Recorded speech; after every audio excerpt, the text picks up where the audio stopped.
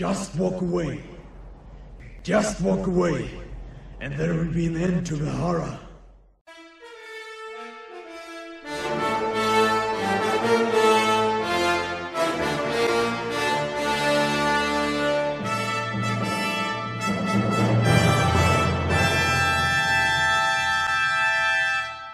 Hello gentlemen, Siam Sidious here, and I just wanted to give you an update for the weekend to say that I will not be doing a live stream broadcast this weekend because Lamprey has taken a vacation to Cambodia, and that's good for him, and I'm very happy, and I hope his trip is well. I wish I could go with him, but obviously I can't. So I'm here. I tried to get a couple people on. I couldn't. They didn't want to, so I'm just going to give you this video instead for the weekend. So that's what this is for, is to let you know, the viewers and subscribers, that there will be no live stream this weekend, but there will be next weekend. Lamprey's gone for 2 weeks, but next weekend I'll make sure I got somebody on that we can have a discussion, so you guys can all come in and join that discussion. But also I wanted to make some comments on an idea that I came across this week, and the idea came across from me obviously listening to the people that I've subscribed to. And recently I listened to a video that you could find on the SGT report. I call it the Sergeant Report. It is a YouTube channel that is mainly discusses political ideas, and I don't agree with everything this man says, but I agree with some of what he says. But recently he had a video, and I believe it was published on March 1st, which is yesterday. And he did an interview with Crow 777, which is another YouTube channel that I'm subscribed to. And Crow 777 is completely different kind of content. I mean, it's Crow 777 is conspiracy stuff like you've never heard. It's great. It's absolutely great. He has a co-host. They talk about everything from the moon, the sun, the government, the earth, everything you can think of. And I really like it. They talk a little bit about magic, and well, the content is diverse, let's just say. But he just had a video, I'm sorry, he was just a guest on this SGT report, and I'll put the links to both those channels in the low bar so you guys can go look at it if you want to. But they're very dichotic.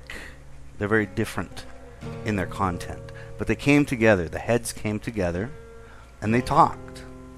And I think I was witness to minds being changed, in a sense. And that's what I love about YouTube. And, well, I don't want to say YouTube. YouTube is bullshit.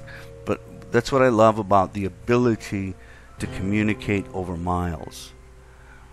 As we do with this, and we do it through the medium of the internet, and unfortunately we have to depend on YouTube to allow us to communicate through the medium of the interwebs. Unfortunately, it has to be YouTube, and that will probably change, hopefully sooner than later, as we'll see. My channel is very small. I love the people that come on and listen to the conversations that I have. I've given up doing regular YouTube videos in favor of just having conversations, live conversations, so that people can be there and listen and talk and question. And you know as well as anyone else, you the listener know that my content is, yes, MGTOW, but obviously I have drifted into other avenues of content. And I'm glad you're here to listen to it. Believe me, I'm very glad. Now, the point of what I'm trying to make is that after watching this interview between the SGT report and Crow 777, two people I'm subscribed to and I listen to all the time. And again, like I said, I don't always agree with everything they say, but I love the content. And after listening to this, it made me think a little bit about certain things, and one of them was habits.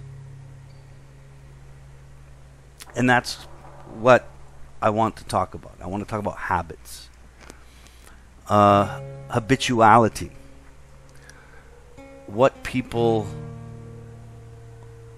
well, not just people, but what all of us sort of eventually conform to.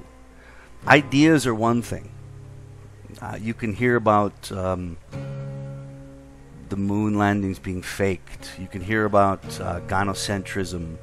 You can hear about female pedophiles and how it is underreported in the media. And those are ideas and concepts, you know, that we're learning about.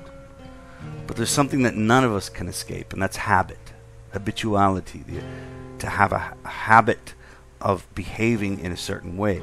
And a habit is simply that, behavior based on a pattern. And we do things in our lives based on certain patterns. And I'm not saying it's something that should be avoided, because I don't think you can avoid a habit. Eating is a habit, but it's necessary. Drinking is a habit. Drinking water is what I mean. That's what I mean, is a habit, but it's necessary. Going to sleep and waking up, they become habits. And we can define them as habits because they're something that we do regularly without thinking. We simply just do them. But there's a certain degree of habits where it becomes particularly unsatisfying in our lives, where we fall into a pattern. I can call it a pattern, like a pattern you see on a sweatshirt in knitting, or a pattern you see on the wall or the floor. It's a pattern.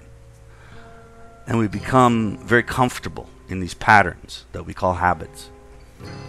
And I want to express this concept. I want to give you an example of how this is so true. And the example comes from the keyboard. And when I say keyboard, I don't mean the piano playing keyboard. I'm talking about the keyboard that's right in front of you. Look down, there it is. It has the numbers, the letters, the function keys, and all the other keys.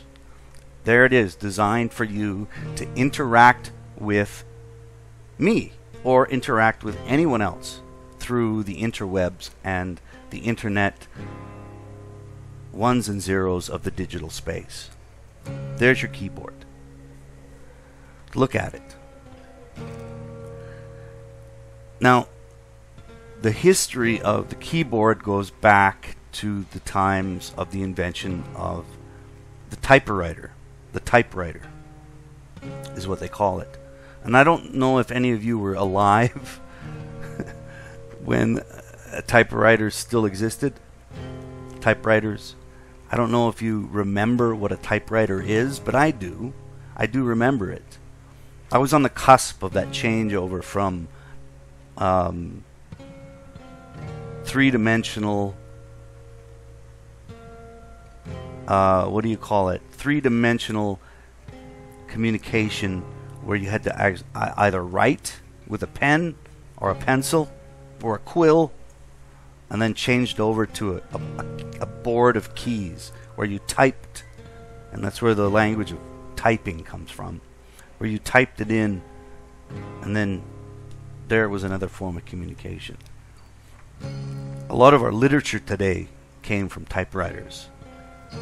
Most of what you read today came from typewriters. Even 100 years ago, came from typewriters. People, because it was a faster and more efficient way of communicating through the written word, not the spoken word, the written word. Although now the written and the spoken word are almost the same. They're coming together because of the inventions of technology. And if you look at the typewriter, if you look at the keyboard in front of you, you'll notice that there's a sequence of letters. And if you look at the top, it's QWERTY, QWERTY, QWERTYUYOP, second line ASDFGHHJKL, third line ZXCVBNM. And that has been in existence for a long time. And the funny thing is that pattern of keys on the board are due to habit. They're due to what we've always known. And this is a great example of technology and modern day thinking and how it becomes habit. All right? Like science. Like quote unquote science or quote unquote whatever. But it becomes habit. Habitual thinking, habitual behavior. How you behave and how you think. And those keys on the board, why do you think they're designed in that way? Well, here's the history of it. And this is something that I didn't have to look up because I learned about it as a kid. I mean, I had Apple II computers in my classroom when I was in middle school. Like, I'm old enough to know that. You know, I'm old enough to understand or to see the transition from a typewriter to a keyboard on a computer. And the reason that we have these letters laid out and designed and laid out as they are on a keyboard is because on the invention of the typewriter, which allowed people to communicate a lot faster, instead of writing with your elbow grease in your hand on a page with a pen or pencil, now you could type it out. You had all 10 fingers. You see, when you're writing on a page, you got 2 fingers on a page. Now you have a typewriter where you have 10 fingers to write or communicate in written form in that way. And when they first invented it, there was a pattern that you won't see today. It doesn't exist on a modern keyboard. And the reason is because when they invented the typewriter, they invented it in a way that could make typing words and sentences and paragraphs faster with all 10 fingers. But the problem was the physical dynamics of it. And the way they placed the letters on the keyboard in the beginnings of the invention obviously was a way to make it faster. But because of the physicality of the typewriter, and obviously if you know what a typewriter is, there's an arm. When you hit a key, an arm, a metal arm will hit a piece of paper, and between the paper and the metal arm with the letter on it is a ribbon of ink, and that ink will press the key you hit. So if you hit Q, an arm will slam against a page, and between that will be a ribbon of ink, and then you'll see the letter Q embedded on that page. Incredible invention, actually. I mean, it was the next step after the printing press. Incredible invention. An incredible invention of how to sell ideas propaganda, basically. But it was nonetheless an incredible invention. So you hit the key, you hit Q, a metal arm would slam against a piece of paper, and in between the paper and the arm and the metal arm that had Q on it, it would print that letter. Okay? And with that invention, everything changed, obviously. But the problem is that people began to type very quickly, obviously. And the layout of the keyboard, or when I say keyboard, the letters and numbers that you can press with your 10 fingers, people became so fast that the mechanical arm of the typewriter, they would get jammed because they're mechanical, they're three-dimensional, they're real. They'd get jammed and they would hit each other, and it would mess up the pattern of the typing. So people became so fast at typing that basically typewriters would get jammed. Their arms would get jammed, and it would slow down the process. So they had to reinvent the keyboard. They had to put letters in a pattern so that when you typed that fast, and I don't know if any of you listening to this are can remember, or as old as I am. I'm not that old, but as old as I am, we had typing classes. That was part of my middle school learning, is like typing classes. You had to type. They told you how to type. Here's the keyboard laid out.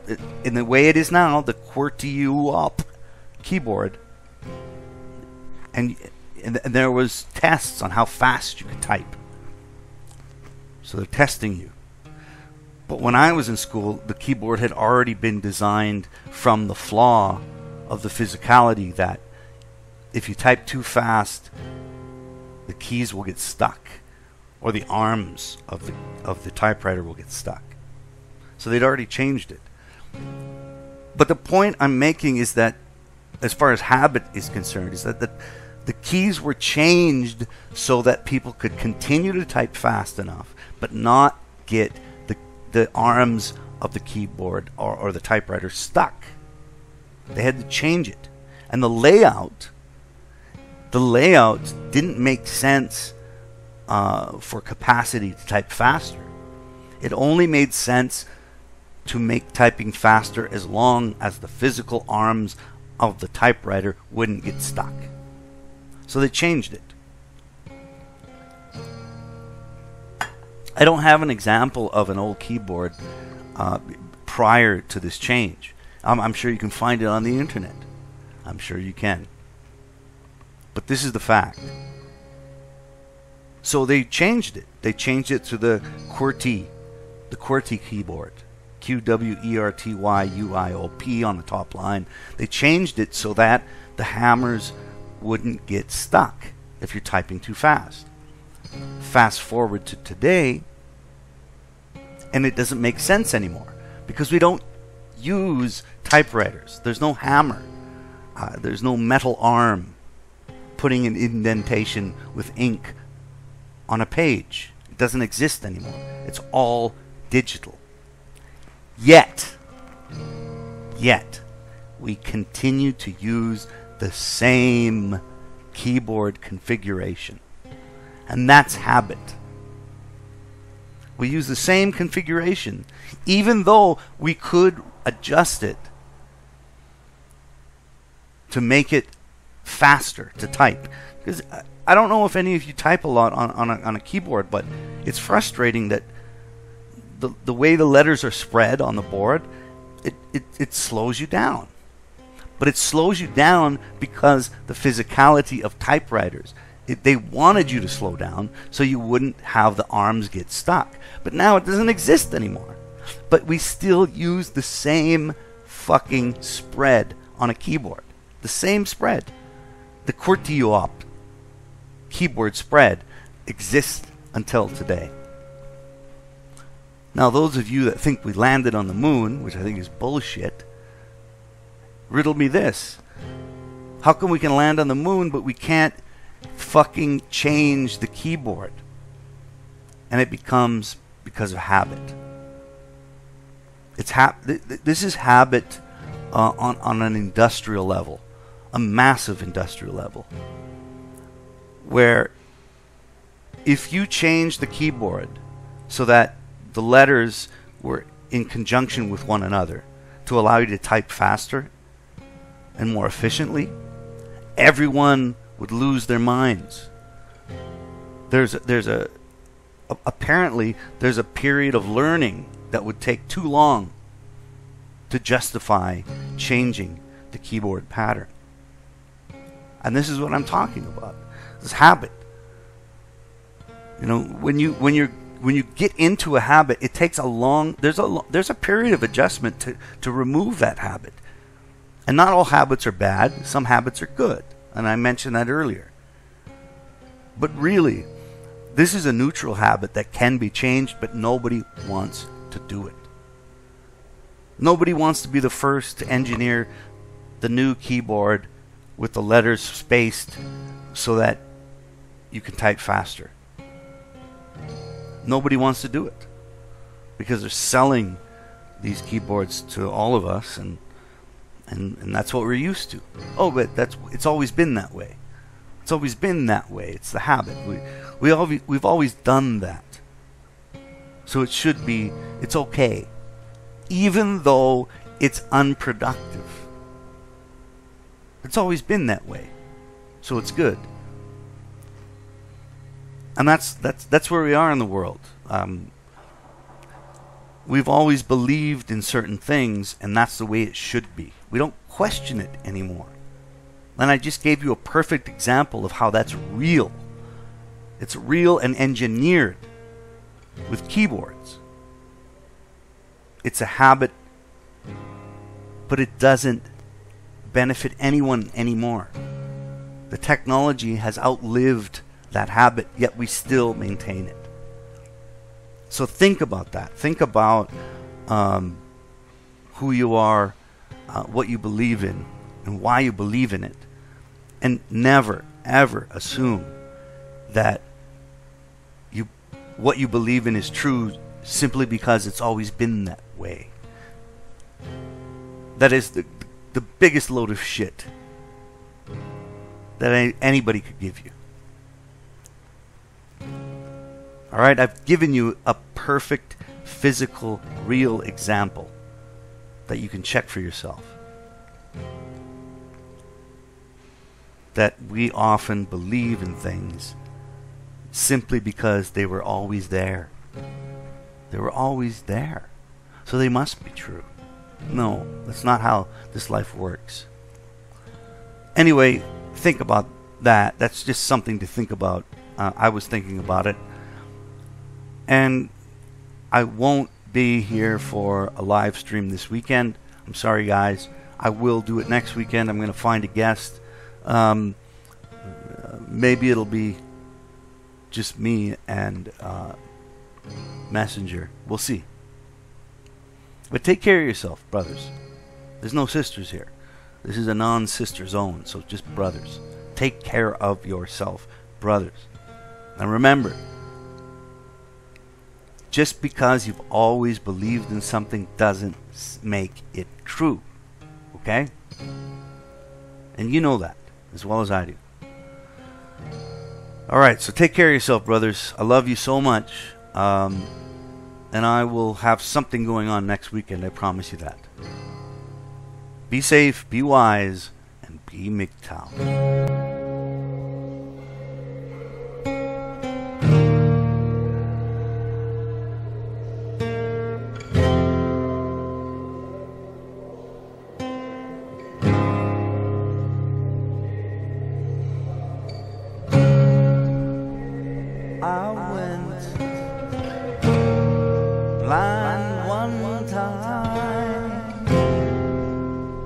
Fell in love and all that stuff. All that stuff. I was strong and still and full of it. took electricity to teach me enough. Been down the chasms of beer cans and rough. I like it rough, seen it down the throats of the wandering loves. I could teach you, cousin, well, love says I can.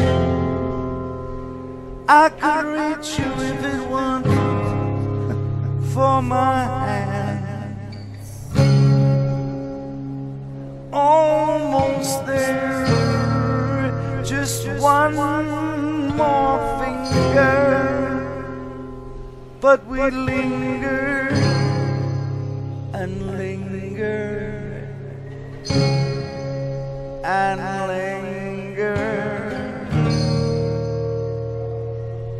I watch the waves come in. I relent, I regret, I regret. Here comes the wave. Here comes the waves of the shot. Oh.